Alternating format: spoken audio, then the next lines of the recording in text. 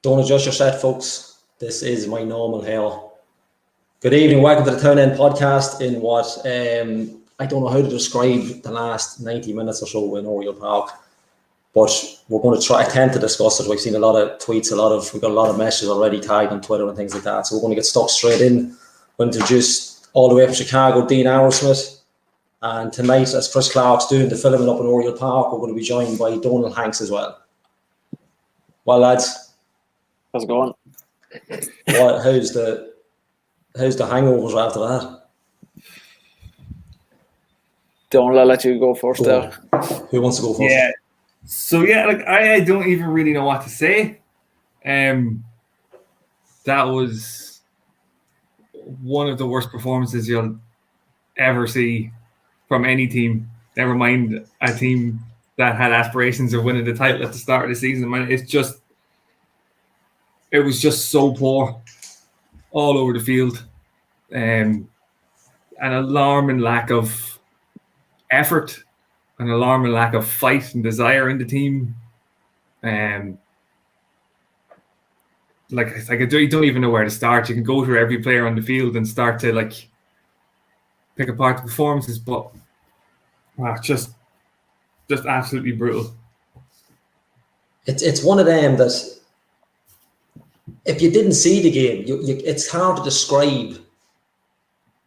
I don't want to be hammered. It's hard to describe how bad we were, isn't it? It's one of them that it's unbelievably hard to analyse. Like somebody just said there, a horrific game. Yeah, it is horrific. It's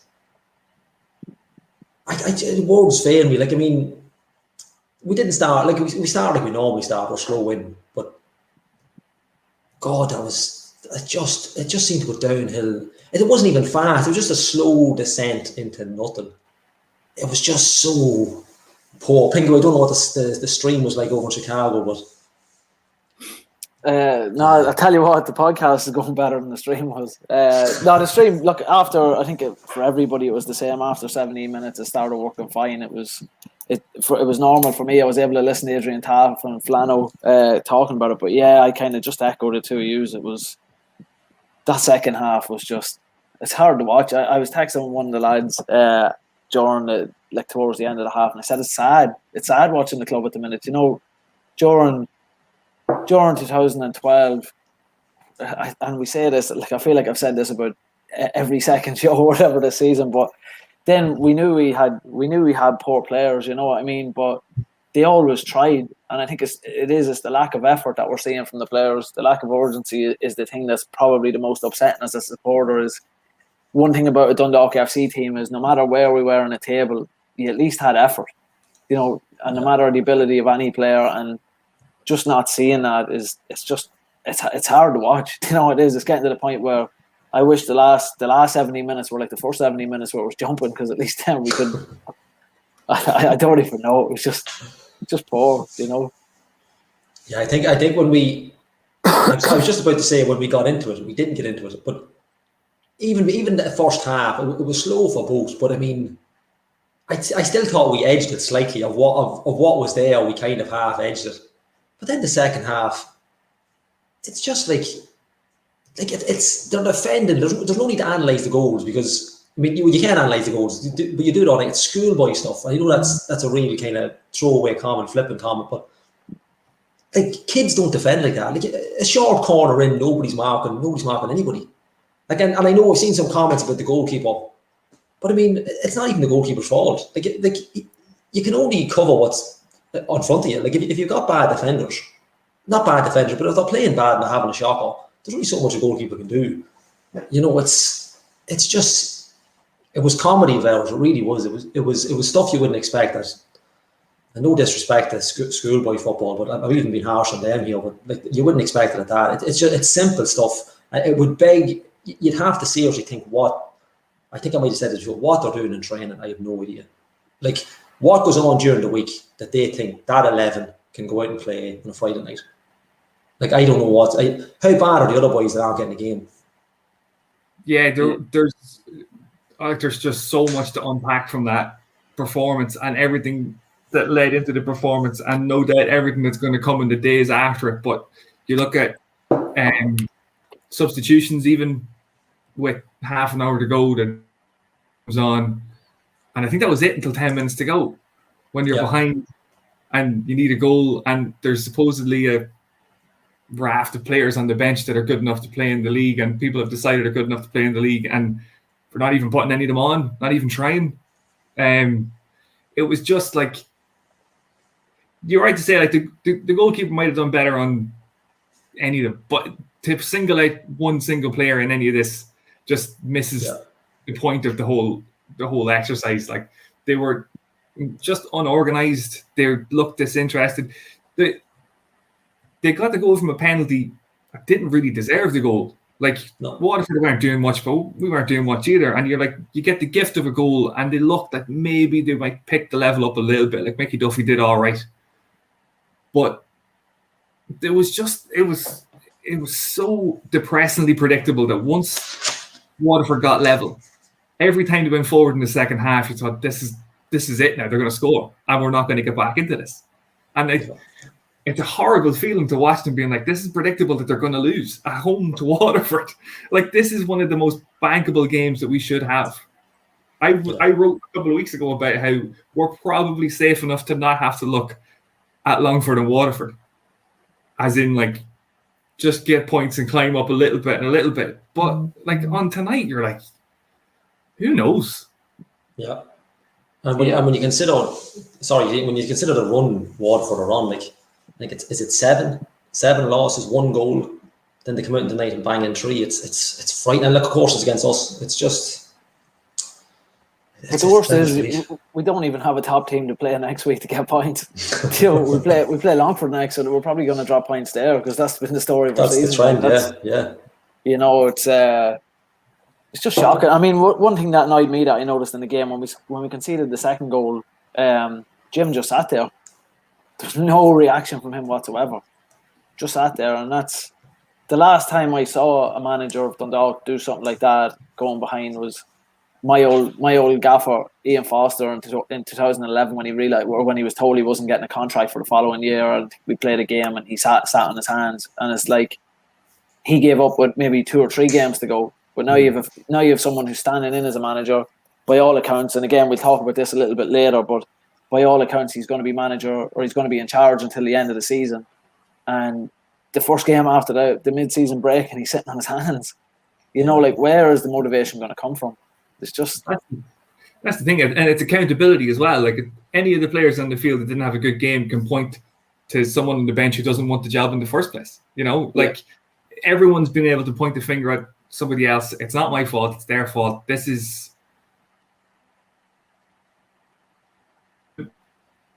the boys on the pitch were like, you'd look at that team and think that team should be Waterford, like, regardless of what's happening.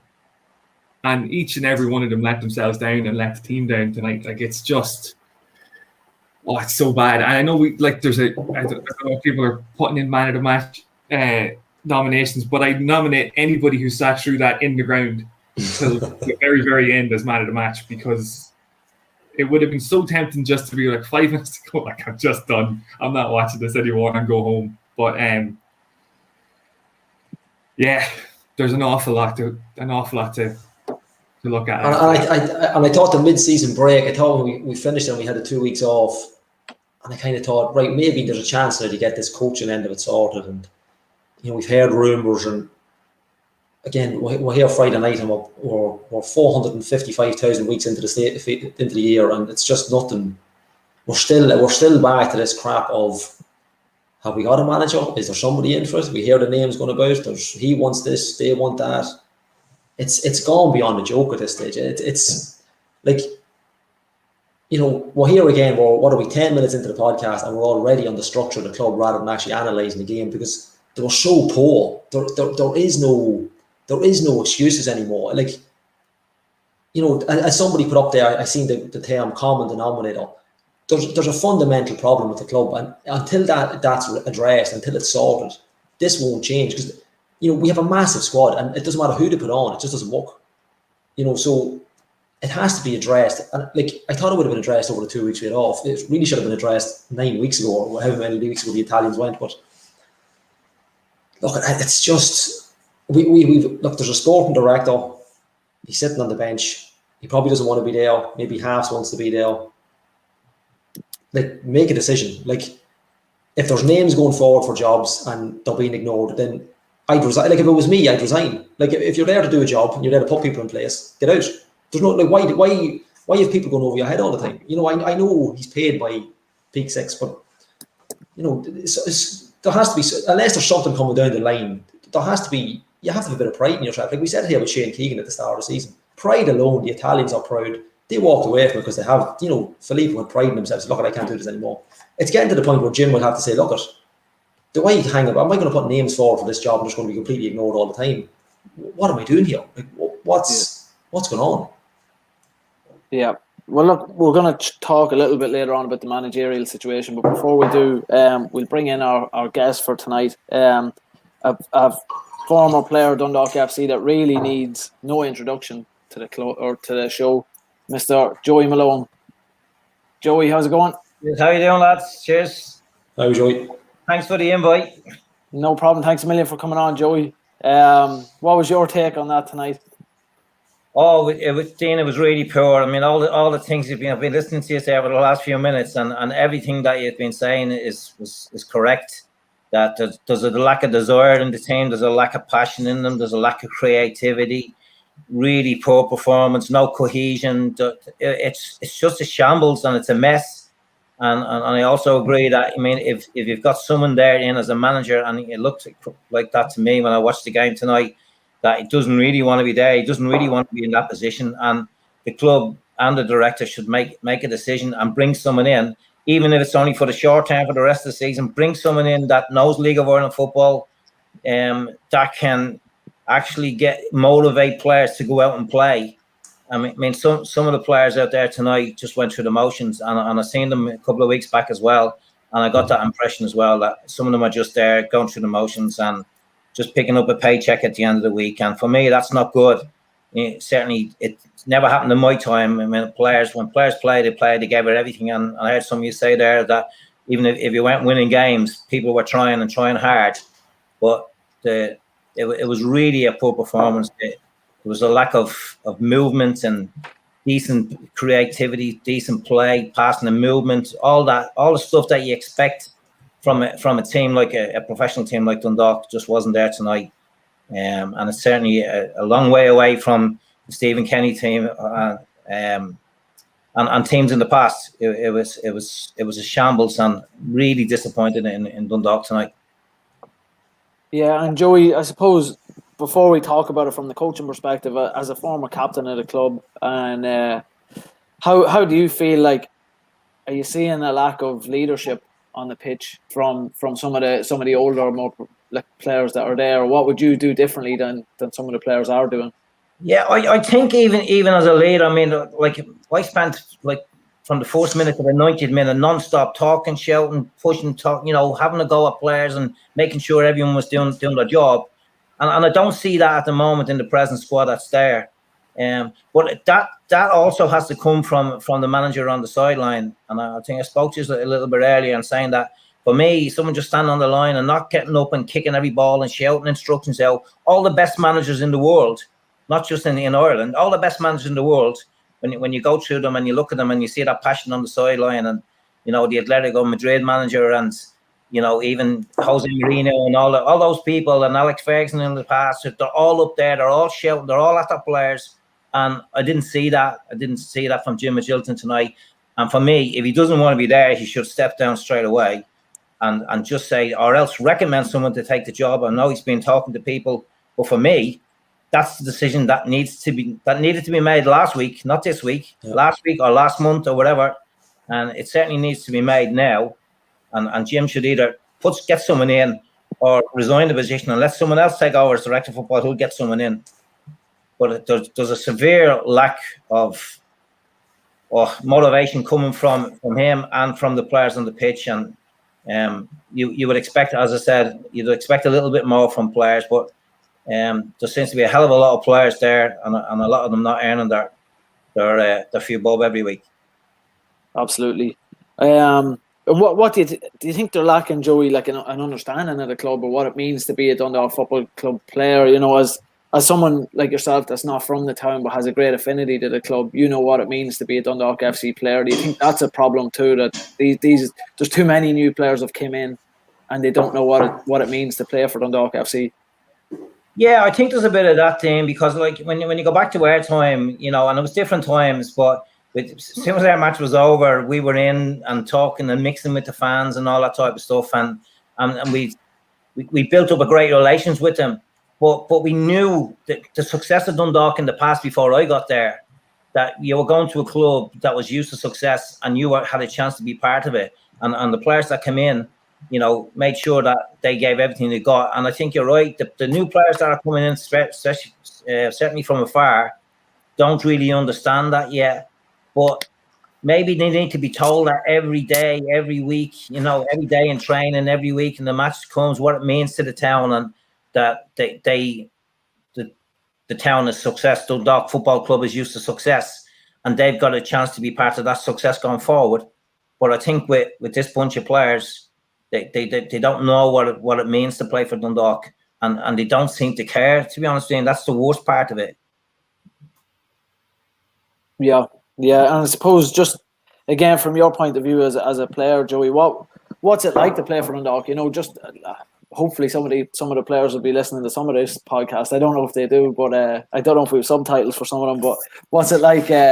What's it like to be a captain? What's it like to play on the jersey? It was unbelievable to be like I started my career off with Bows and then went to Pats for a few years, and then after Pats I went at loan for a year, and Turlock got the job then, was asked to take the Dundalk job, and he asked me to go leave at loan and go with him and go there as captain, and I was proud as punch because I knew the history of Dundalk, and I knew I had a chance of getting success there as well, because I knew Turlock as I played him as a young lad. I was 18 and 19 when I signed for Bows professionally, so I played with him coming near the end of his career, so I knew what he was all about. And as soon as I got there, you could. I think the very first few matches, the supporters that came to games, and then mixing with the amount of people that was involved in the club, even the directors and all that. And I go back to Andy McGill's time and Kay and people like that. Fantastic people, and that rubbed off on the players, because you're dealing with people who have a love for the club. And for me as a player and as a captain of the club, the chance to win leagues and win cups and play in Europe, and you know, there was nothing better than certainly the double in '88 when we done the double. You know, coming back to Dundalk, the amount of people that was out in the streets, and like I think it took us about 2 hours to get down that shore from the bridge down through the town. I think it took us about 2 hours to get down on the bus, the open top bus, and you could see what it meant, not just to the players but to the people of the town. And I think it wouldn't be a bad idea for, you know, someone to sit them down in a room and show them the '88 Cup final team coming back to Dundalk and what it meant to those people. And I mean, I would imagine even sitting down, look, I'm not getting passionate about it now, talking about it, that the hairs would stand up on people's necks when they see what that was all about, what it meant to the town. I don't think they've had, I know they've had plenty of celebrations under Stephen's time and there as well, but I don't think that has ever been matched, that 1988. And if someone has a video of it, sit the players down in a room, and I was up there a couple of weeks ago, and I went in and had a look around the ground and the facilities. It was not like it was when I was there, but fantastic facilities. There's everything been set up for the players, and they just need to know what it means to be a successful, to be a winner with Dundalk. And if you're a winner with Dundalk, you're never forgotten. And that's the thing. I mean, I've been up to Dundalk a good few times over the last 10, 15 years, and the amount of people that come up and, you know, talk to you and, you know, want an autograph or just want to sit down and talk about the times, it's there. And I think if the people that are at the club at the moment have the passion that I still have for the club, and you all have for the club, if that needs to rub off on the players that are there at the moment. And I really don't think Jimmy Gilton is the man to do it, but he might be there as director of football. That might be his role, but get someone in that has that passion and that enthusiasm to bring the club on. Because really, like, there has to be at least maybe 17 or 18 out of 30-odd players there that are good enough to play in this league. They just need to get some organisation about themselves. and so put some structure about the team. Yeah, I think that's what's frustrating everyone the most as well, is it's full of individual talent, but they're just not clicking for whatever reason. Yeah, it's not collective. You can see individual players. I mean, I think Sprogger tonight was trying ball, and I've seen him lob 2 balls and just into no one. Where if you go back a couple of years, you had players like Richie Towell getting on the ball and passing it around, and there was great link-up play and great combination play and great movement off the ball, and everything I'm talking about now was nowhere near on that pitch tonight. Yeah. So I suppose, Joey, looking back at your time at the club, have you got any? Well, obviously you have a lot of highlights, but any particular moment that kind of stands out for you? Yeah, I actually think that the winning of the league, the year we done the double, the Friday night match was against Pats, but I'm not sure whether you can remember the biggest match that season was with about maybe 4 or 5 games to go. We were playing Derry in it might have been one of the bank holiday weekends, and we were 2-0 down, and we came back and won 3-2, and Pats and Bows were very close to us.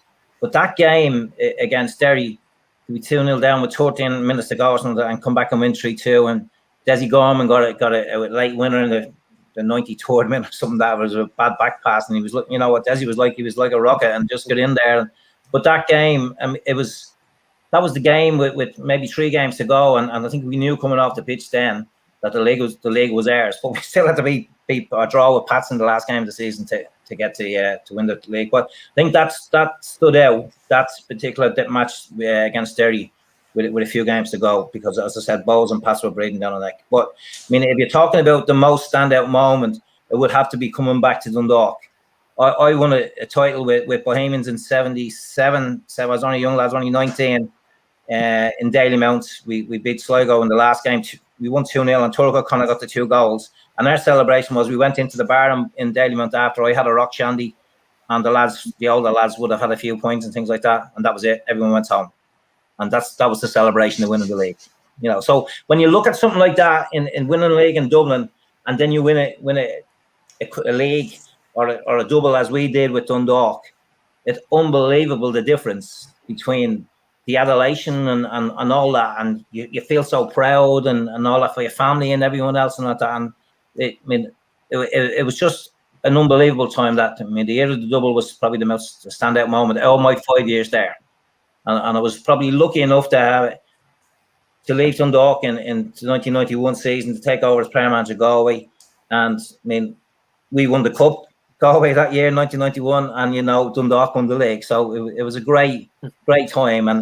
And so look, for me, my 5 years at Dundalk was unbelievable. I met so many great people, fantastic supporters, and it's my club now, because before that, I think I might have been a Bohemian supporter as a kid and that sort of stuff. But from the time I signed for Dundalk, and even after I've left Dundalk, and here we are many years later on, and I'm still looking for them and passionate about them and all that. And I'm really hoping to get out of this mess that's been created. And unfortunately, it's been created by even bending the rules last year and bringing the Italians in who went properly. They didn't have the pro license, and that makes a mockery of the league for me. I've gone through all the badges myself in the FAI and all the time, and they should stick to it. And this thing about bringing players in, and just because you go on the court, bringing managers in, if they go on the course, it's okay. Under the rules, they're supposed to at least have it for a year, that pro license, before taking a professional club. So that we need to get back to that and stop making a mockery out of the league. The FAI have new people on board now, and hopefully things are going to get better. Yeah, absolutely. And just when you mentioned coaching, you're back involved coaching in the National League now. You're the assistant manager for Shelbourne Ladies. Is that right, with Noel King? Yes, we have Noel King. Yeah, we took the job it was January when Noel got it, and he was there a couple of weeks, and he rang me and asked me would I come down and give him a dig out with it, and it's been fantastic. It's just great to work with people who want to be there, who want to play, who want to give everything they got. Women's attention span to what we're trying to do with the team is just unreal, and the way they apply themselves and their football ability is second to none. And when you go, if you get a chance when you're home, Dean, and you go and see them play, their passing and their movements and their work ethic. When they lose the ball, they're in there looking for it. They can play with a high press, they can win it, and they can come back and do the defending part, whether it be midfield or whether at the back. And as soon as they have it, they want to play. And we've got players that can strike the ball from 25, 30 yards, stick it in the top corner. And so it's been good. It's been really enjoyable. And I'm looking forward to hopefully winning the league with them this year, and then putting ourselves up against the top teams in Europe in the European Cup as well, because that's the goal.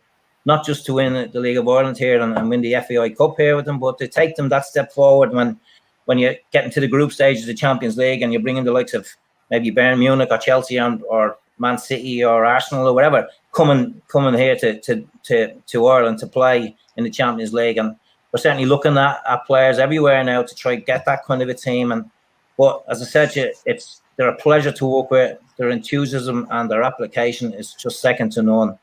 And I think you're right. I think the next big thing for Dundalk is that they need to start looking at that as well, about maybe bringing a women's team into the because there's only 9 teams I think in the league. So yeah, there's one team idle every week. So I mean, and that's poor. I mean, for me, we're Ireland. We're such a great nation that we should be doing better. We should never have to play a top league and what we call a professional league with one team missing, where one team has to be idle every week. So that's a little bit of a blip on the FAI at the moment, but they need to sort it out. And why not have Dundalk in and make it that 10 team? Absolutely. I think it's great to see the women's game getting the kind of traction and the support that it's long overdue. Gally, to me right there, is a big champion of ladies football. So, Gally, do you have any questions for Joey there you want to ask him? I tell you, just when he was mentioned the ladies' game, it's Shelbourne were probably the benchmark. I think.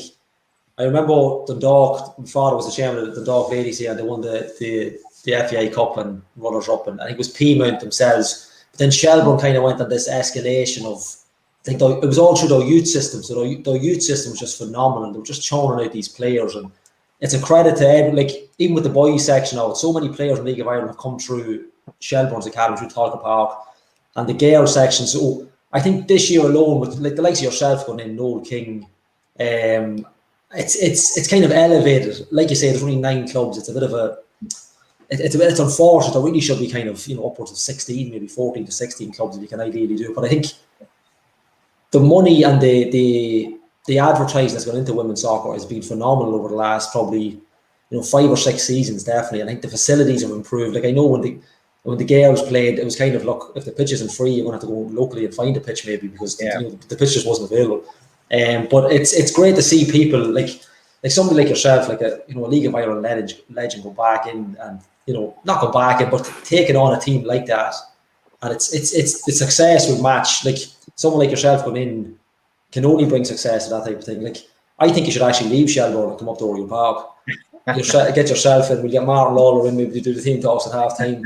But yeah, it's like from my end. I was just reading. I tell you what I was reading actually just before you come on air earlier on, your stats. So it was Chris that actually sent me. There was a 50-game season for Dundalk, not to get off the Shelbourne, but you only missed 1 match. So you average around 40 games a season yourself, so you'd over 200 players. What I'd be thinking there is, with so many injuries now, do you think they're overtrained? Do you think there's overemphasis in the gym, or was it just a natural? You lads were just naturally fit. It was just the upbringing, or just natural football, street football, that type of thing. Yeah, it's good that you go back to that. I mean, our training basically was Tuesday night, Thursday night, Saturday morning, played Sunday, and I was very plain. I mean, we didn't have kind of top coaches, and I mean, you go back to Tulk O'Connor's or Billy Young and Jim McLaughlin and all that. I mean, the training was always just basically a couple of laps around the pitch, a bit what you call Pep Guardiola's ronda. That was done back in those days as well, 5v2s and 4v2s and things like that. I mean, our weight room in Bohemians at the time when I was a young professional there was that it was the away team dressing room in Dalymount, and it was just free weights and you did little step ups and things like that. So it was very, very kind of basic stuff. I know with Dundalk. Totally liked to mess around for about half an hour crosses because he loves scoring goals. So we used to do Alan O'Neill and goal and a few crosses for half an hour. And totally, when he had enough goals scored, say, all right, a few laps of the pitch, and we do a few shuttles, and then we'd play a 5-a-side or a 6-a-side or a 7-a-side, and whatever amount of players was there. but we'd play for an hour non-stop. And if you gave the ball away, your own players, not the manager or the coaches giving, your own players was that you for giving the ball away. And the training matches were so intense that you really knew you were getting something out of it. So that fitness came from not running like 50 miles or 400 sprints or anything like that. It came from the intensity in the five-a-side game. And I think sometimes some of the coaching sessions need to get back. There needs to be more emphasis on the game rather than setting up false things around the area. And Dean knows this, and I'm sure he's involved in a bit of coaching. You can set up false little situations around the pitch, but it doesn't really become natural unless you get into a game.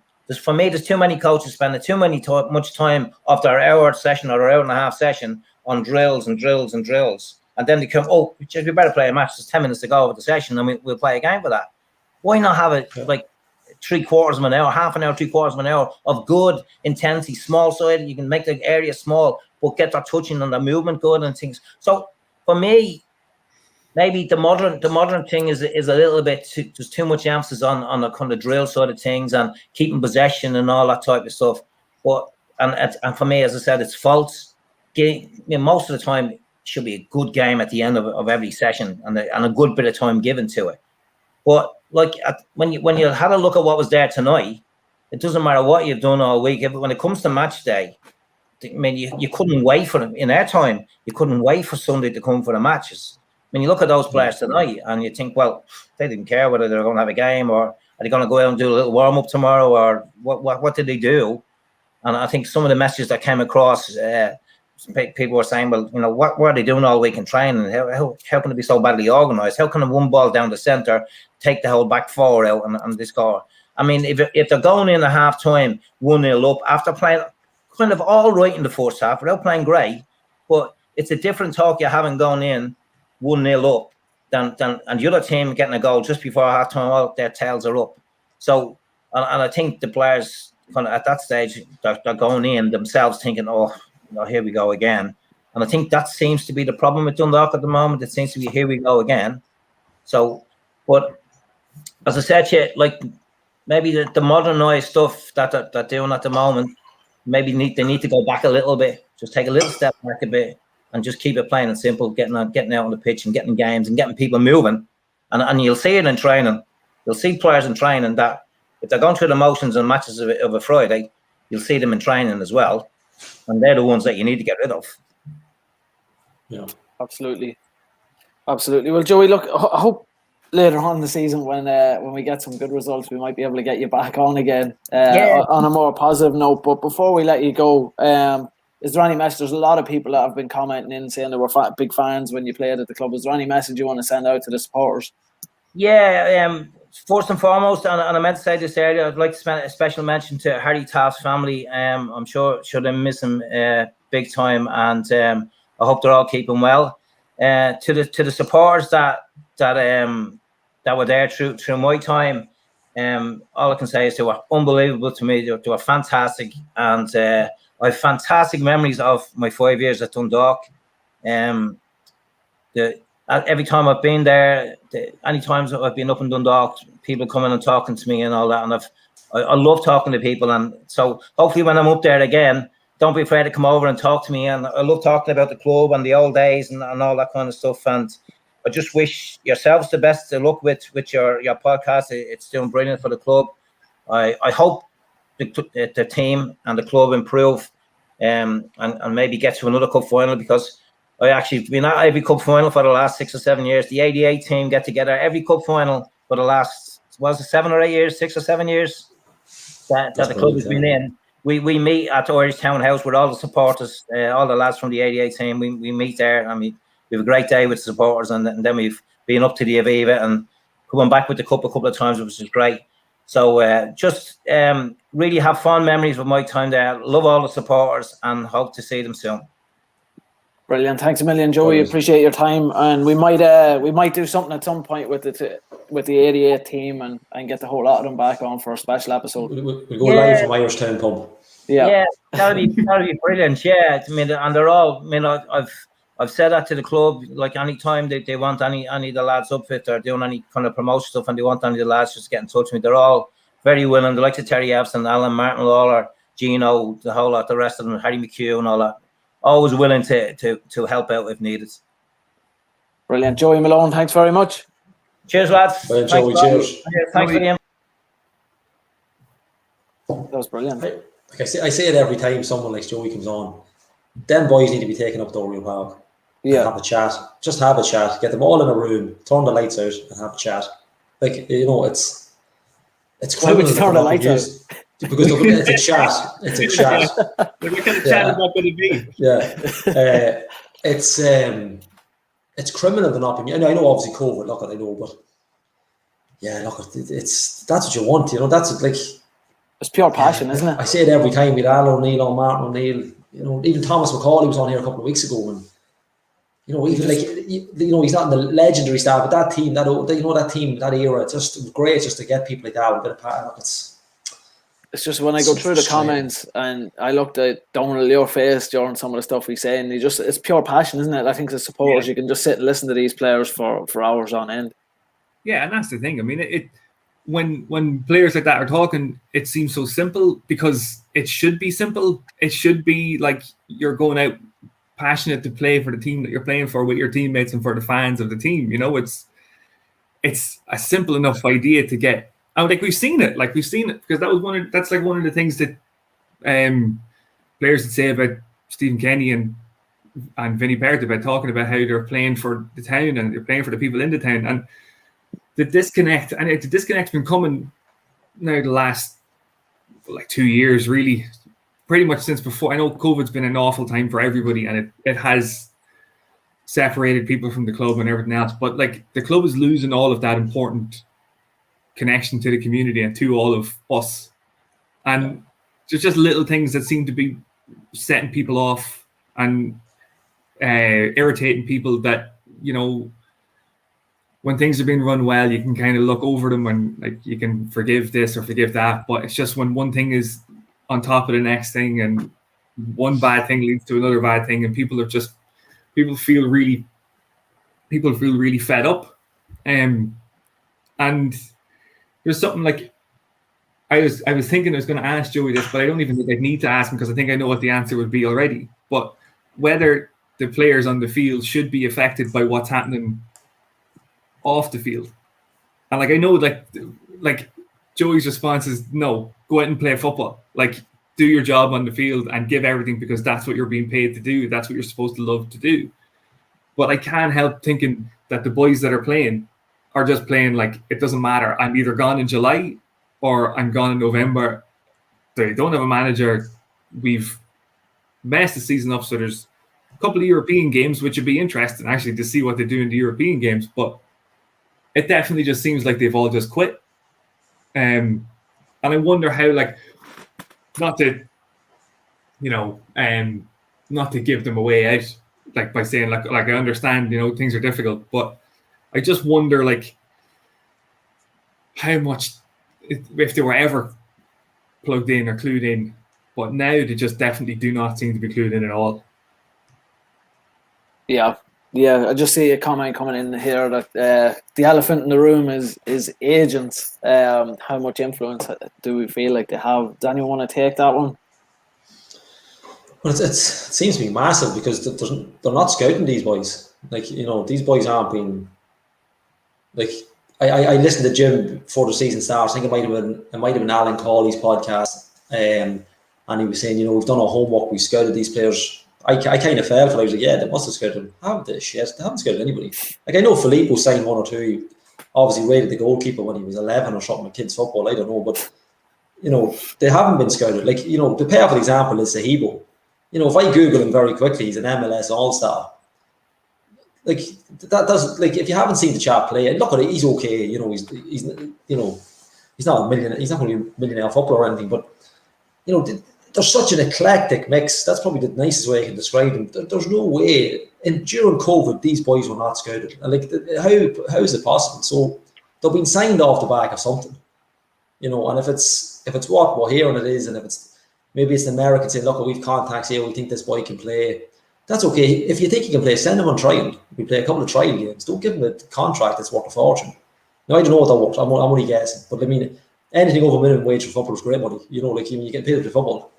But look, we don't know. It's there's rumours out there. People talking it every week. The answer is we just don't know, because it's only rumours. The Dundalk are notorious for not saying anything. You know, when the Americans came in, it was all kind of fanfare. You know, NFL type stuff, basketball stuff. You know, getting the fans involved, and then it's been a closed shop ever since. You know, people don't even know who's on the board. I mean, one concern that I have is that Jim Magilton is signed to the same agency as some of our players. And some of these lads that came in after he took his role as sporting director, are they assigned, like, is it Hebo, has he got any connection? We don't know where that came from. Was that facilitated by this same agency? It's some of this stuff, I mean, it is definitely a worry, you know, and it's just, I don't know. Go on, Tony, you want to say? No, I was just going to say it would make sense. Like, it's like the missing piece of the puzzle. Like, you look at them and think they don't look great. Why did we sign these players in the first place? And then there's like that little link between X and Y, and you're like, all right, okay. I guess we don't really want to think that that's what's happening, but it definitely seems like that's what's happening. And it's not that that's a bad thing necessarily, provided they produce on the pitch. You know, it's not an issue. But it's when this happens, then it becomes like. It's the same with signing anybody. If it works, it's great, but it's not working. So, well, I suppose, Gally, just to stop you there for a second, one thing that probably is a conflict of interest, that is a big problem, is a conflict of interest if our sporting director is signing those players. You know, that would definitely be a conflict of interest. Yeah, you look at if we're talking about bringing in, if somebody else wants to come in, like Vinnie Perth wants to come in and take over. And I know there's players that won't be happy if Vinnie Perth comes in, but there's going to be another set of players that are going to be, maybe they're not, I don't want to say their privileges are taken off them, but they might not play again. And if Magilton stays, those players get to play every week. Like, we don't know if that's what's happening, but again, it's like there's certain things that don't really make sense, that don't add up. But if you start looking at it through, like, oh, he's connected to this guy and this guy's like, it starts to make a bit of sense of things that don't really make sense. Like, there's some of the players that, like, we know why Mitch Cogan was signed. Like, we saw why he was signed. Yeah. And we all saw him play, and you're like, I don't want to say it, I hate saying poor or things about players and stuff, but I thought Adrian Taff was extremely complimentary to Mitch Cogan tonight when he said he was rusty. That it was like, I was trying to think of like, how could I describe how he's been playing, and he said rusty, and I'm like, yeah, that'll do, that's fine. Yeah. He did steal my line. He did say Mitch Cogan has misfired, so he did steal my cheesy line for tonight. But yeah, no, you're right. It's that little piece of it's not the piece of information. It's just a little bit of. It's like I say, if the results were going well, nobody would be delving into that kind of stuff. Nobody would be taking, and it's all going to come. It's all going to unravel like a lovely little onion eventually. There's just layers on layers, and the more people get annoyed, the more the conspiracy theories and all this talk's going to be out there. And until it's made worse when we don't have a manager. I think a lot of this comes down. If we could hire a manager, get him in, I think a lot of this would just be kind of right. Okay, let's see what a manager can do. Let's see what someone else can do with this group of players. And then if it doesn't work, right, there's obviously a major problem. And until they do that, we're going to be sitting here every week talking about the same thing. So that's a great segue into our next segment, Gally, our weekly segment of the managerial situation. So yeah, we thought we were going to have a nice quiet mid-season break, and as usual, as has been the case this season, it's been anything but. But this week is just taken out with regards to the manager.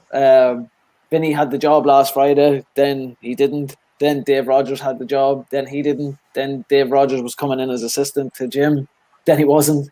Then Vinny was back in frame, and he's not now. And word tonight is that Dave is still very much in the frame to become the assistant for Jim. So again, just Donald, we'll go to you. What's your take on the managerial situation? And don't say anyone other than them. Yeah, look, it's the It's just the biggest question. I think the biggest thing they need to sort out is if somebody's on the touchline that can organise these players and get some sort of performance out of them. A lot of these things then start to fade away, and we can sort them out in the background, and we can some of the conspiracy theories can kind of quiet down. But it's absolutely mental. Like, you go onto Twitter each day and you don't know what you're going to see. Like, and we all assumed the mid-season break, because I'm sure somebody said the mid-season break at some point was when they were going to look to make an appointment, and it just seems like nobody really wants to. Not that the owners don't want to. The owners don't want to pay someone. The owners don't want to give someone a contract. Anybody that is worth any sort of managerial contract isn't going to get a contract at Dundalk at the minute. Like, you're going to be looking at someone who has the caliber to make this team great again. I don't want to be Trumpy on it, but make Dundalk great again. And you're like, someone who's good enough to do that is going to see like 6 months and all the players are gone at the end of the season and just say, no way, I'm not doing it. Yeah. And the reality is that their options are probably whittled down to just keeping Magilton on to the end of the season because he's already there, or bringing Vinny back because they know him and he's seemingly willing to just do the job till the end of the season. Dave Rogers the same, apparently just would come in until the end of the season. I mean, their options have become so limited because absolutely nobody knows what's happening. Yeah. And why would anybody want to take the job? Like, you have to question anybody who's like free and willing to come and manage the team at the minute. Like, it's just, why would you want to do it? Yeah. I think go ahead. Yeah, I think it'd almost be like a power struggle as well. I think Magilton's such a strong character. You know, we kind of said at the very start, you know, if somebody, like, I think at the very start we're talking like maybe like Pat Fenlon. I think that's how far, imagine Pat Fenlon, that's how far we go back in this story was. And like, you know, two strong individuals would it work? And, you know, Dave Rogers is a strong individual, Finney's pretty strong. And we're kind of thinking, right, will it be a clash? But you don't really care because, like, you know, you need someone in. Like, you know, but the players have to be answerable to somebody, you know, like, because although Jim has the credentials on paper, we'd say if Jim was never sporting director and he came up and he got the job tomorrow, we'd all be delighted. Jim Magilton, former international, Premier League player, you know, great. But because he's got the job he can't do both, and it's not working. Like, sometimes it works, you get someone in and it's fine. But this is systematically breaking down every week this goes by. It's getting worse and worse and worse. And results, even good results now, won't cover it. No matter what kind of turnaround we get, won't mask what's happened, what is happening. And it just needs to be. It's so easy for me to say, that needs to be sorted out. But somebody's got to make a decision here. Somebody's got to pull rank and say, right, we're hiring this. If you don't want my guy in, I'm out. You hire someone else. Very simple. Like, you know, like it's. Why sign on for a job if you're going to be overruled? If this is with the case, you know, we hear Dave might have the job, Vinny might have the bar, somebody wants Vinny, Magilton wants Dave. We don't know, but look, just somebody, you know, pick a box, you know, like, just do something. It's beyond embarrassment now. This is, we're a laughing stock. We're a complete laughing stock. Like there's Waterford this week. Owner gone, new owner in. They come up and thump us 3-1. What? There's a sign. Somebody do something. You know, like, if there was ever a sign written in the stars, you know, somebody's got to pull the plug on this very quick. All right, Gally. Tell me what you really think about it, though. Because what's going to happen is they're not going to get Europe, and these Americans are banking on Europe for money, and if the shit is going to hit the fan completely if we don't qualify for Europe. Which, what do I know about football? But like, it doesn't look like it's any more close. Like this run we keep looking for. It has to start yesterday, you know. Yeah. No, look, I think, but from the sound of things, it's one of two options. Either Vinny is going to come back in, or it's going to be Magilton. And if he gets what he wants, Dave Rogers is going to come in as the assistant till the end of the season. Again, this is all speculation, but Vinny apparently is willing to come in for free for the rest of the season at work, which I just think. I try to be politically correct, but it just bangs a desperation if it's true, you know, if that's what he's willing to do. But players apparently then, and again, this is all speculation we're seeing on Twitter, but players are apparently not too. It's not the popular choice you know. And then obviously Gally, we're friends of Dave Rogers, a friend of the show, much like Donald there, is in touch with us regular. And you know, we talk about someone, and who do you call it? Joey talked about someone who wants the job, someone who has a passion for the job. And I think if we go back to the episode that Dave was on, back, it must be 8 or 9 weeks ago now. But if we go back to that episode, there's someone who really, really is passionate, and he wants the job. And I don't think he wants it just because it's a job. I think he wants it because it's the Dundalk job, because he thinks he can fix it, you know. And he has a passion, and I've been texting him throughout the week, and he does. Like even now, I've texted him and I've told him I think he's mad in the head to even go for it, to be honest. But he wants it. Like he sees it as an opportunity to fix something and give it back to the supporters and give them that passion back and get the players firing from all cylinders. Whether that is as the main man in charge or as Jim's assistant, you know, he just wants to get involved and get in there. So for me, till the end of the season, I don't think we could do much worse than bringing in a Dave Rogers. And if it doesn't work, it doesn't work. You know what I mean? What have we got to lose? Because it's not working right now. You know what I mean? Anything's an improvement at the minute. Yeah, and like what he is saying, like what he wants to do is the ideal scenario for somebody to come into. Like you're coming into a massive club who are on their knees, and you have like half a season to get things turned around. You got a cup run you could get on. You have European games. Like there could be massive games left in this season, and it's there for someone to do it. But like what you're saying there, like I can't understand why anybody would actually think that they can function in that club. Like if you give them the squad of players, you're like, you get a few games out of them, but who knows what's coming down the road? Who knows whether in July you're losing anybody that's under contract? Like you could, like Boyle could be gone, Shields could be gone, Hooven could be gone. Anybody worth anything could be gone in July, and you're like, they're not going to replace them with the same caliber of players. Look, it's just I can't get my head around how you would manage to do it.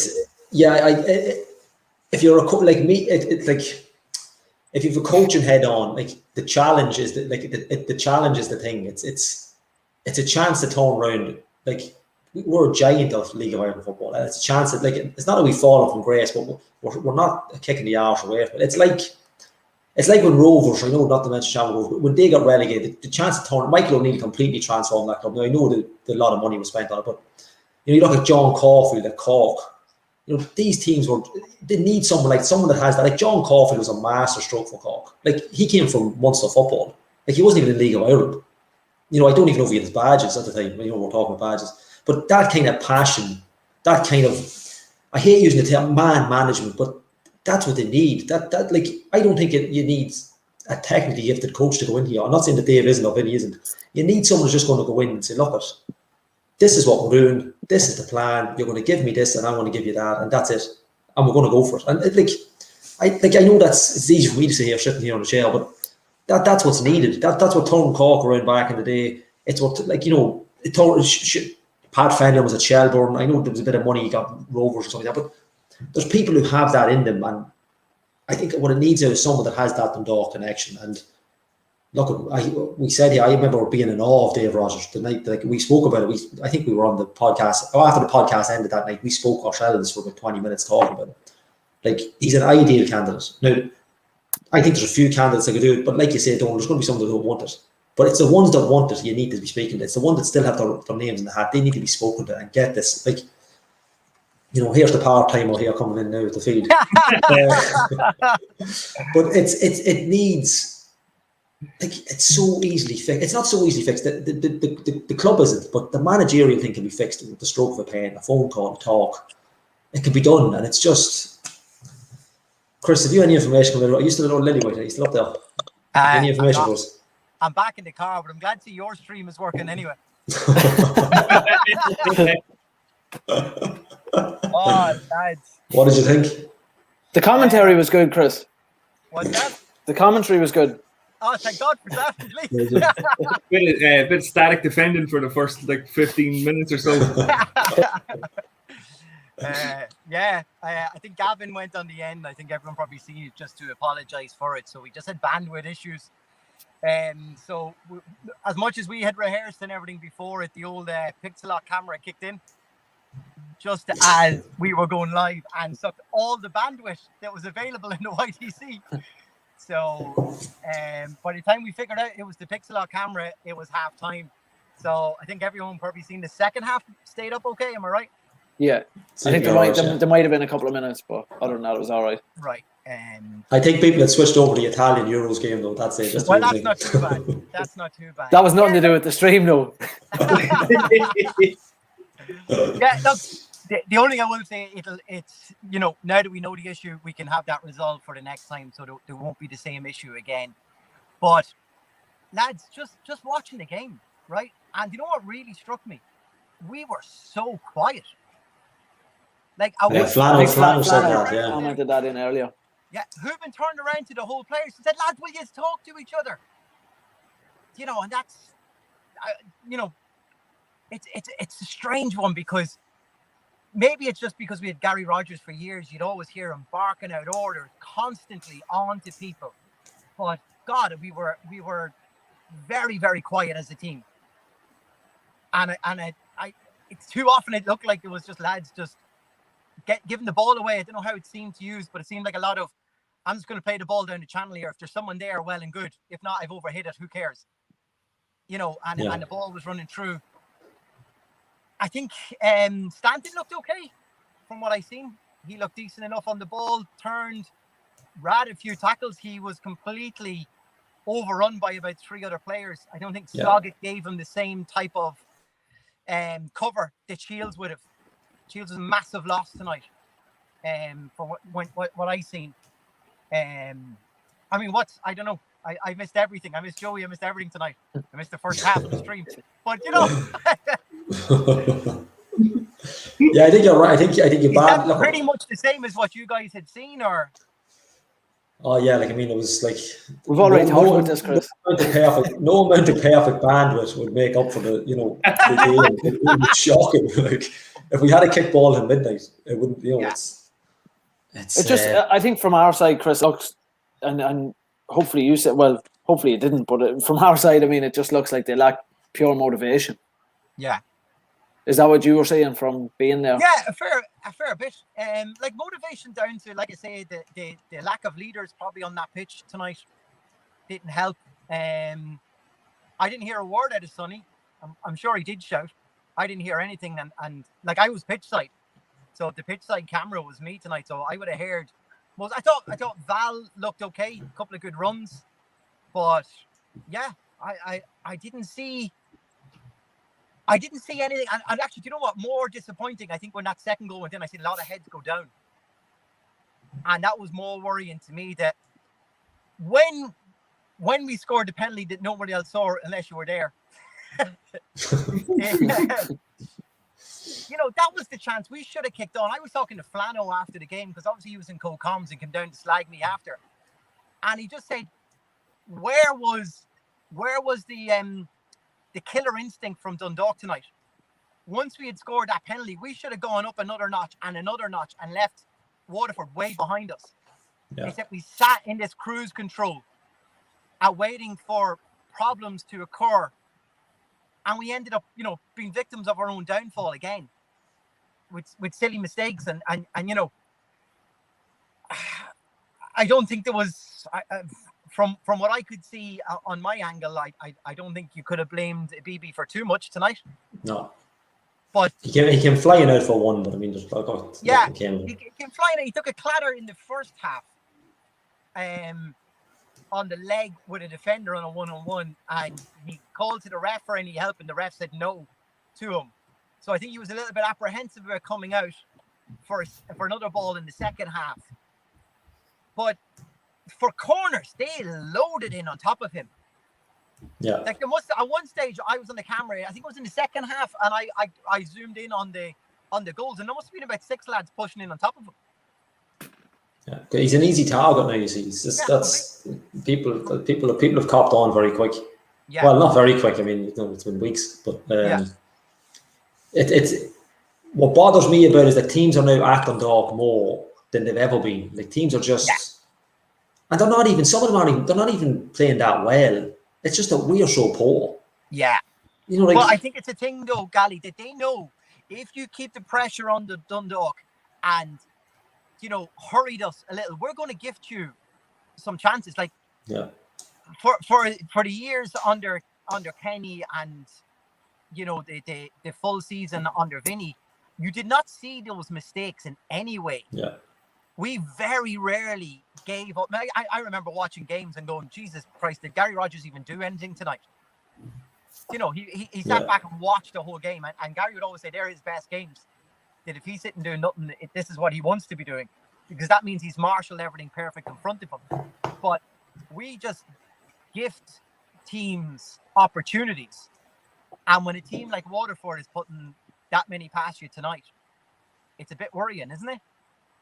Like there was a chance there tonight. I was looking at the table before this, going, right, well, for us to stand a chance of fourth, these are the scenarios that we need to happen.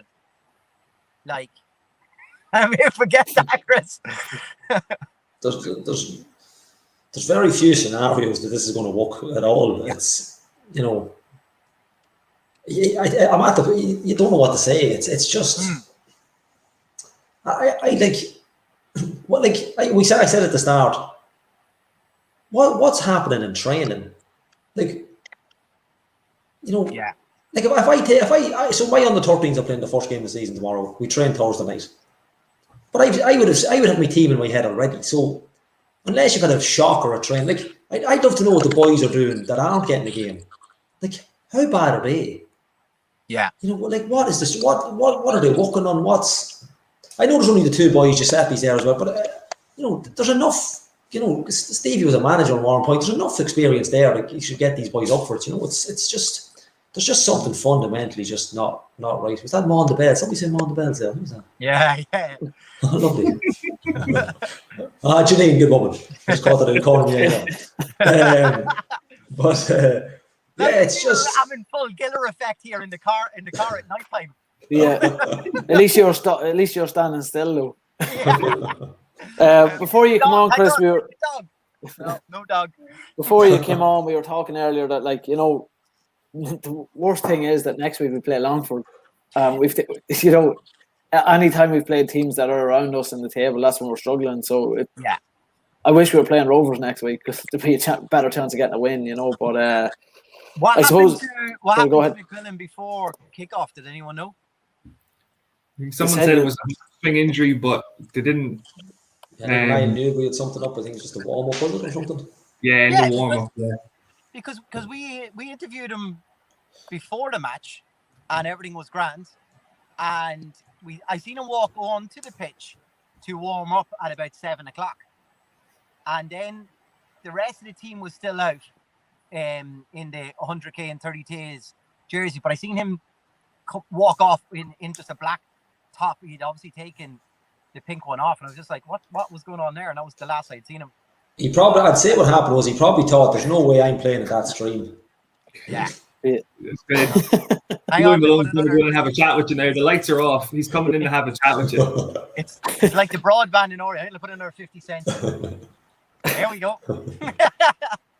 So I think while you're in, Chris, we were talking about the ever-changing managerial situation this week, or the managerial speculation. What's your thoughts on it?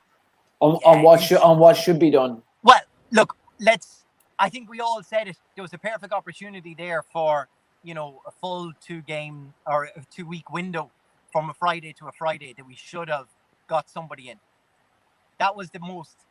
If you had got somebody in week 1, week 2, when they were fully back training, you could have started implementing what that manager wanted. Instead, I think everybody was looking for white smoke in Oriel Park this week. Yeah. And nothing. So, if you ask me, that's what that result tonight tells me. That the way it's currently being run is not working. And surely, if it's not working, you can't. Is that not the definition of insanity? To keep doing the exact same thing over and over again, expecting a different result. That's what this podcast is.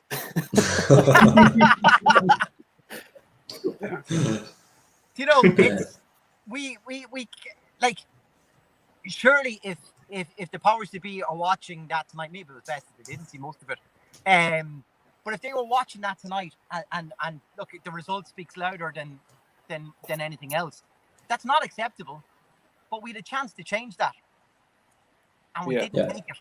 That's the biggest fear that I had there. Is that was the most perfect opportunity for fresh ideas coming in there, going, right, let's really shake this up. Now the question has to be, why didn't that happen?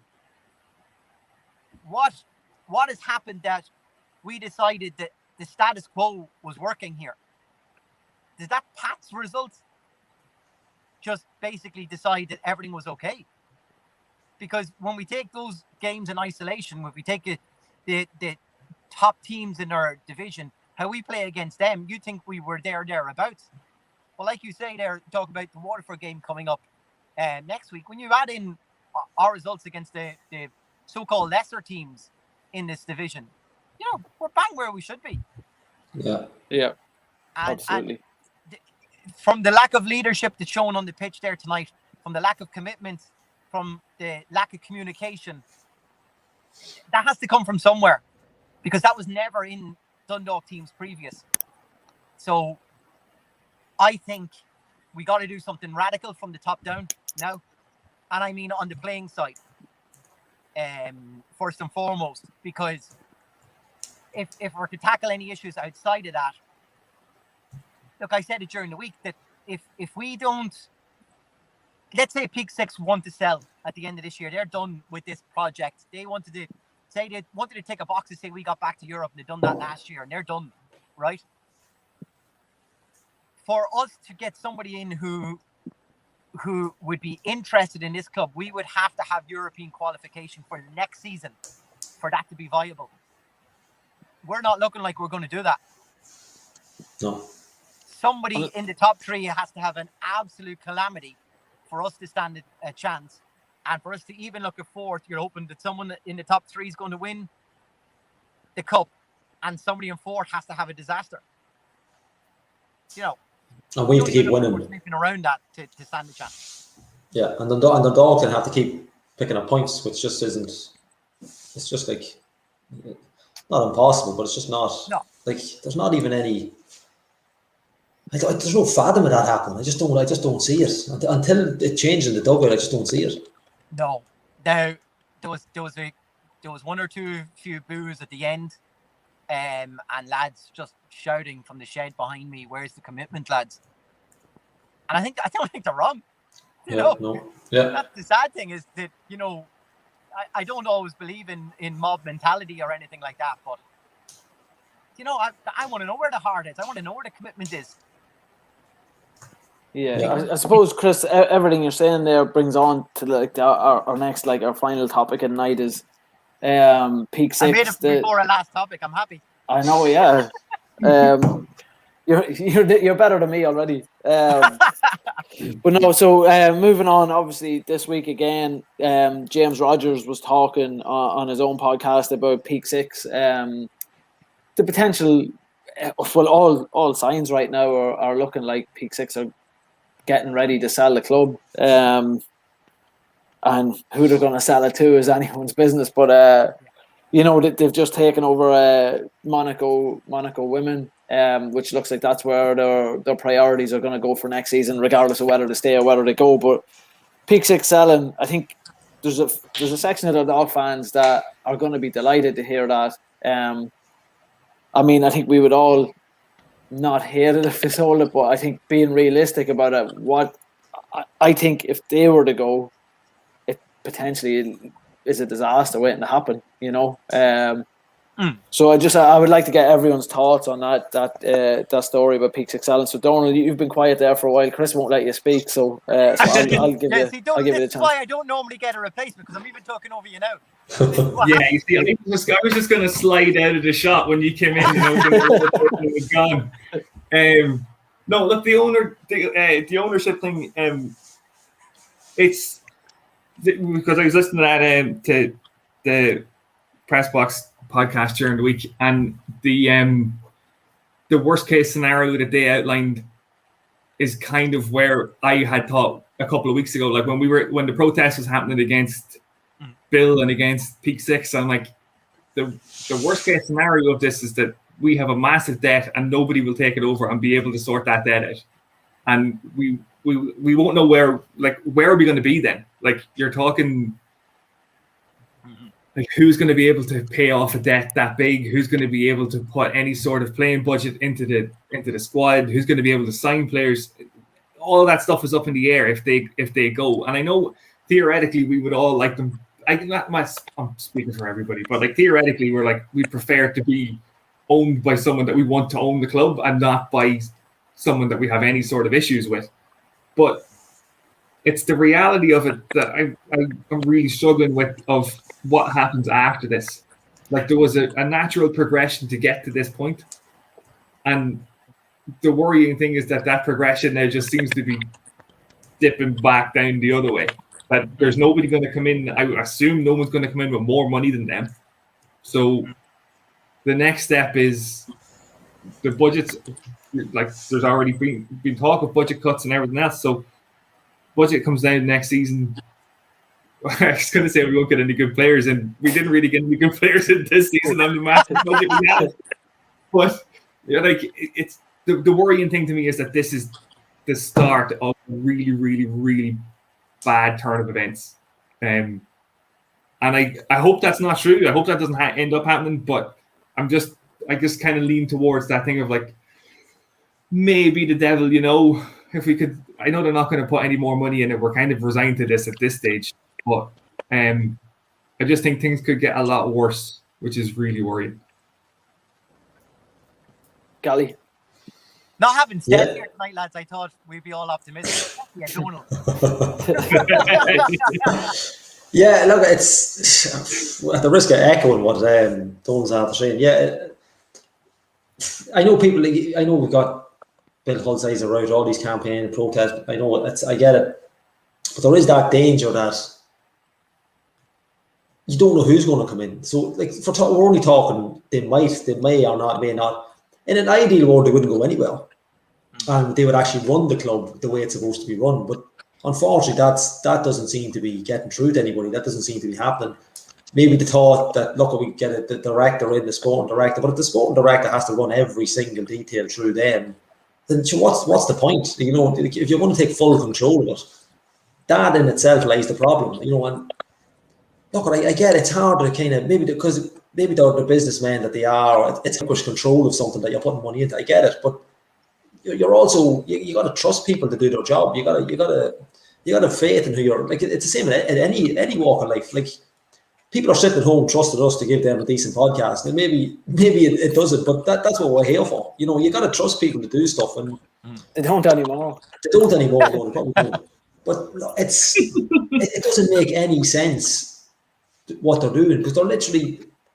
So Jim's in a job, they're paying him X amount of money, whatever it is, and he's not been allowed to do it. So his hands have been tied as well. And the danger is that if we say they sell the club, we'd say whoever comes in, you hear different rumours, people interested, stuff like that.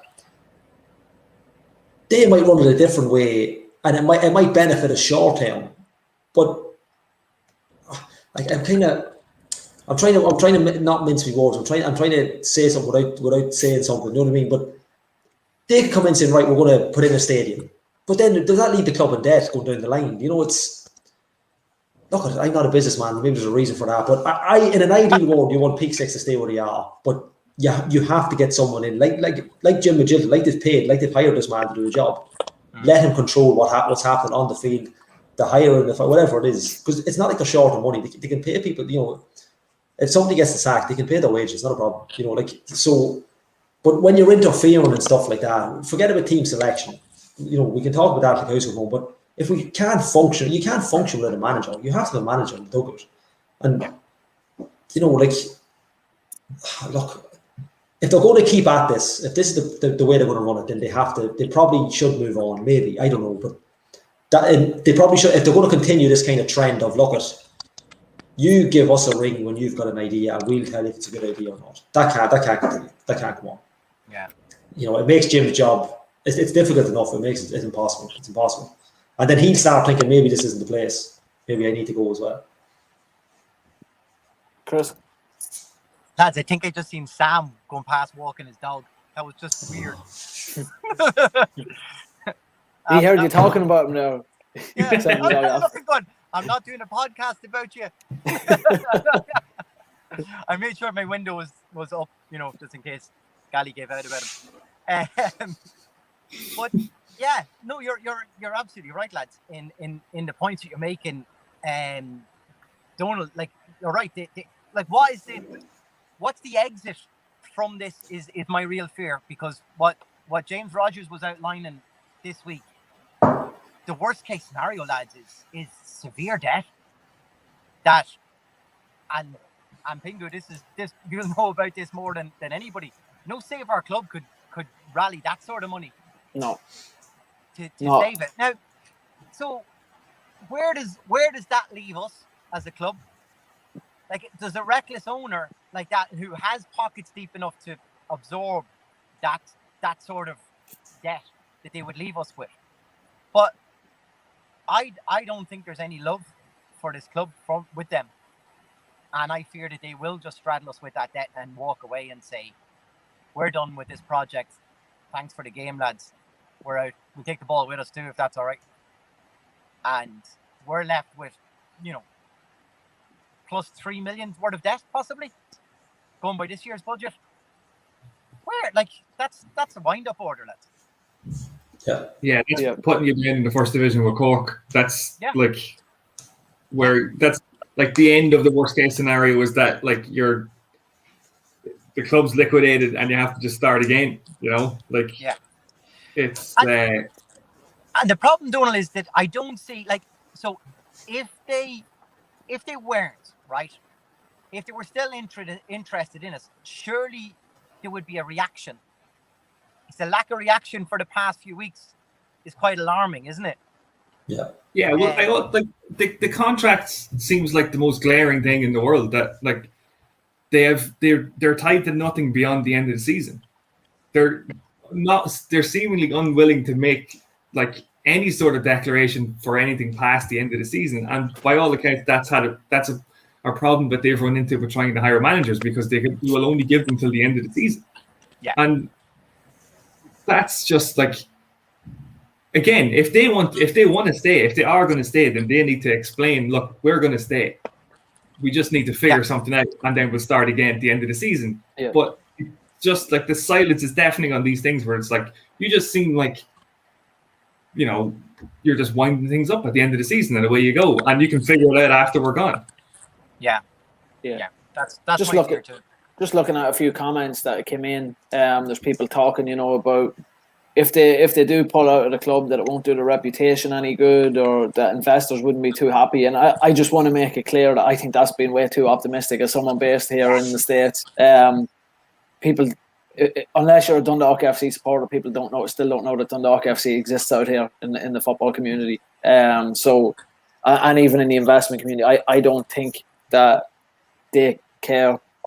I hope they do, but I don't think they care enough, and I don't think it's going to do the reputation, the damage that we as fans, that the damage that it would do for us as supporters of the club. I don't think that's going to do Peak Six, and I think I just want to make that clear as from being out here, that unless it hits the headlines this side, everything that's happened over the last 12 months or whatever, it's not going to worry them at all. They've already made the next. Sorry, Chris, go ahead. No, go on ahead. No, go on ahead. No, I was just going to say they've already made their next move. Like, they're already in the Monaco women's team. So whatever happens between now and at the end of their time in Dundalk, it's not going to affect that. Maybe someone in Monaco will hear about it and be like, that was a crazy Irish club and they obviously did things wrong. The same way if they came into us after having a nightmare at another club, you would assume it's the other club's problem and not them, because you want to be optimistic about these people that are coming in. And yeah, like they're set now. Like they don't need this to be a success anymore. No, definitely. And I think, look, Pingu, you probably know like better than us. When you consider the women's perspective, the perspective on women's football in America is massive, and the investment in European women's football over the past few years has been exceptional as well.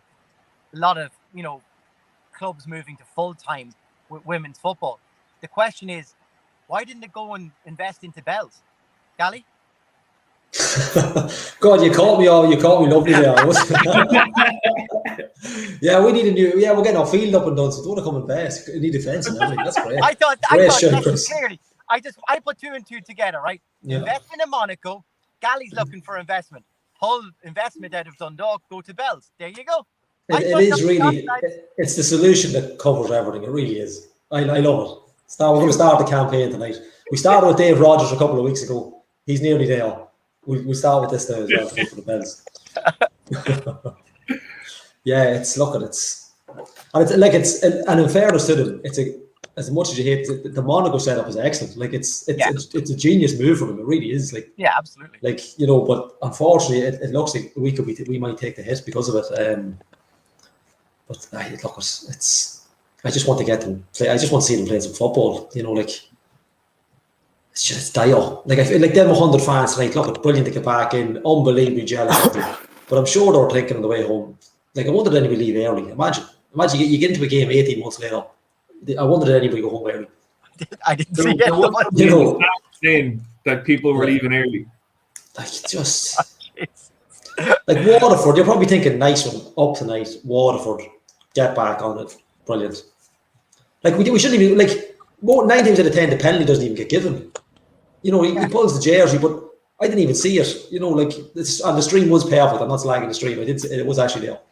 But it's I didn't even see it. It's surprised he even got it. It's just about winning as well. And look, like we say, we didn't kick on. And look, it's just Longford next week.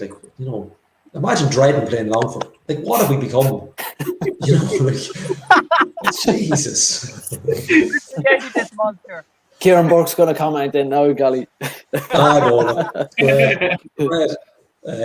But even I actually think Kieran commented tonight on how bad they were. I think it was Kieran. It's such look at even if you're a supporter of another club, I know we laugh, we slag off other clubs, but even from a League of Ireland perspective, this is embarrassing just to be even associated with the way this has been done.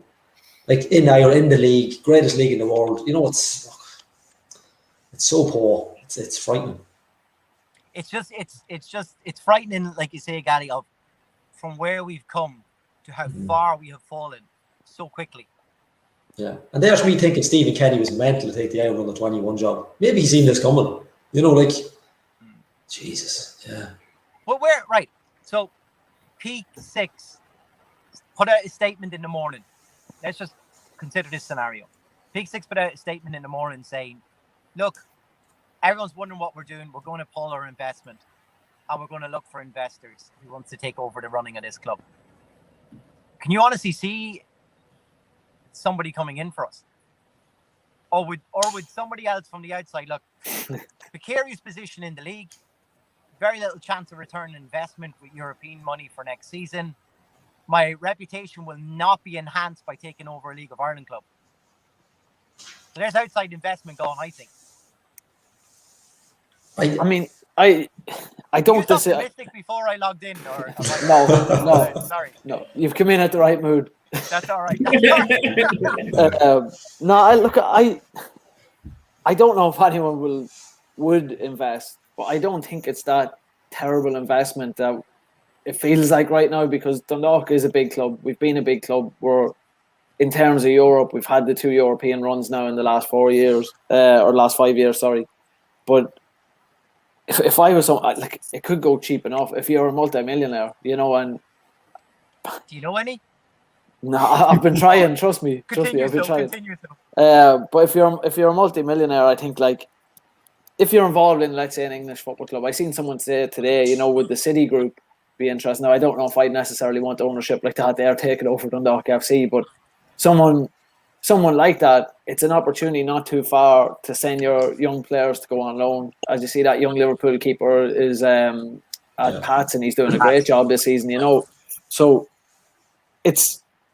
I think the problem doesn't even lie on the field. It's what's going on off the field. I think, the off-field stuff needs to sort itself out to be attractive to investors, because an investor's not going to want to come in and run the day-to-day.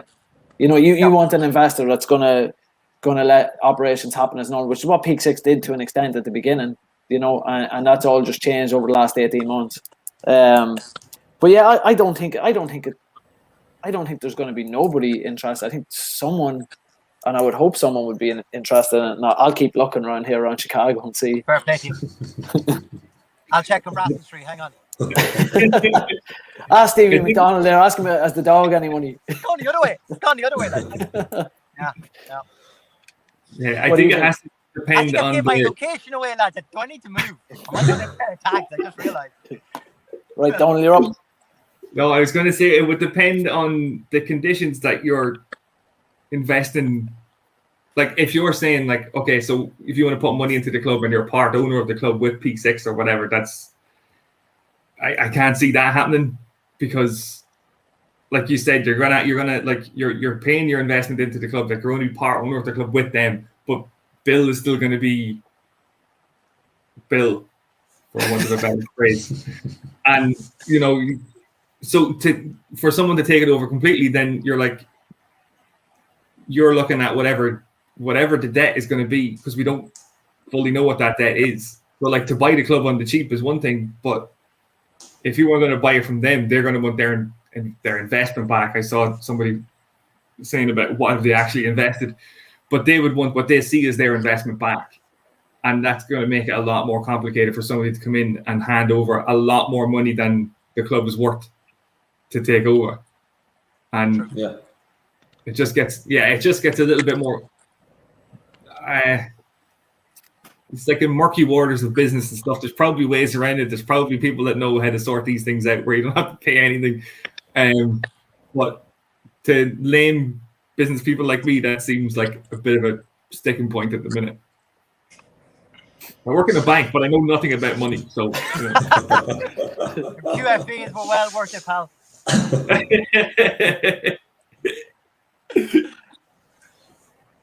Gally.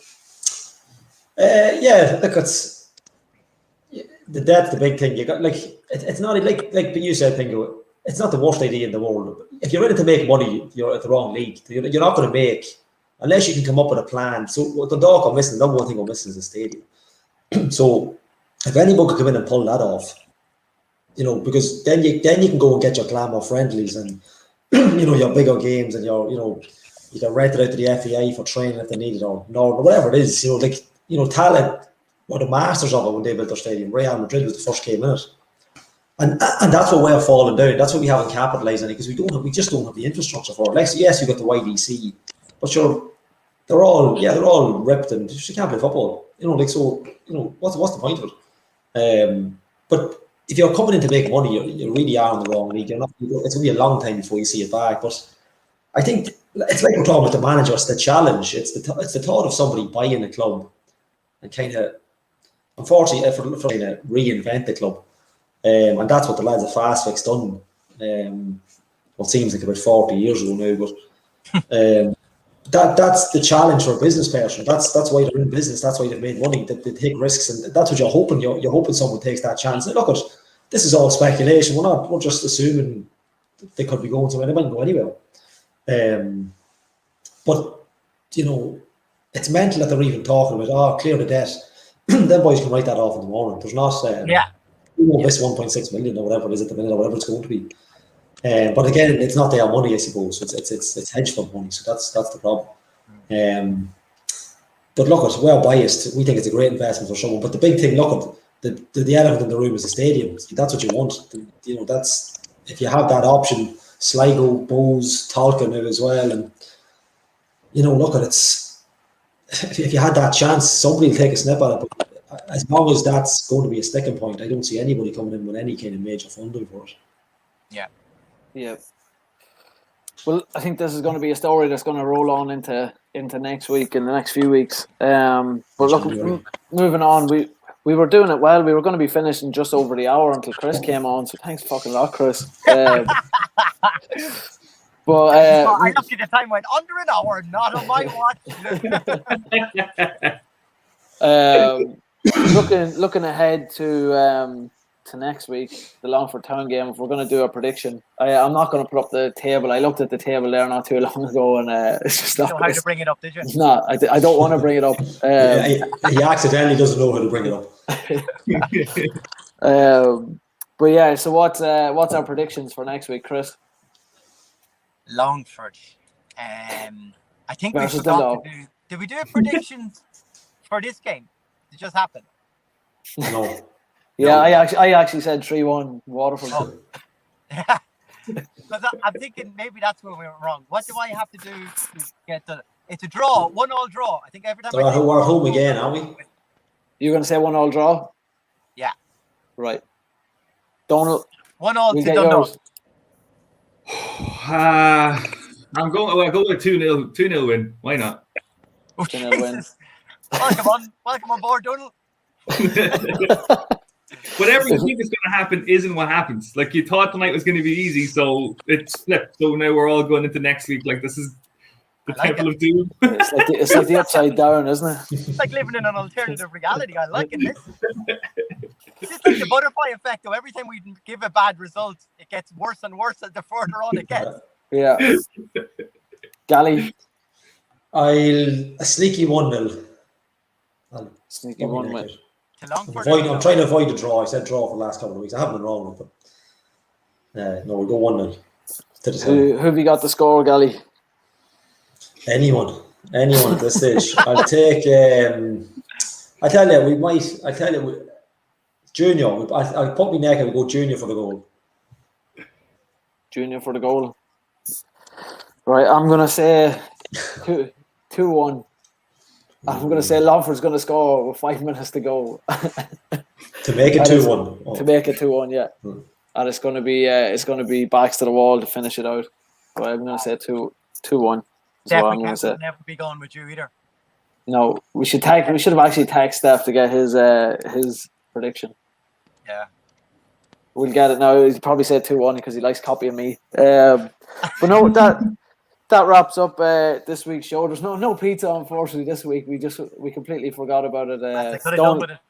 Donald, if you want text Steph and tell him to text Tony for jumping on in his place tonight, you can get the pizza. All right.